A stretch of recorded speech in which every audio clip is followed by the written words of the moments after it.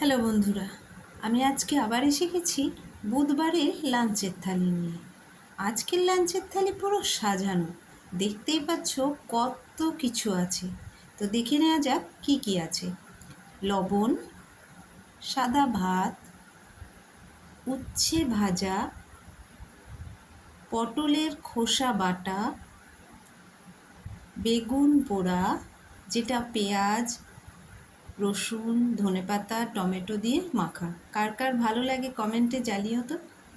আর আছে কাঁচা টমেটো দিয়ে সর্ষে দিয়ে চচ্চড়ি, ঢ্যাঁড়স আলু ভাজা, পটল ভাজা, লাউয়ের ঘন্ট, বাঁধাকপির তরকারি। আর আছে মুসুর ডাল আর কুমড়ো দিয়ে ইলিশ মাছ।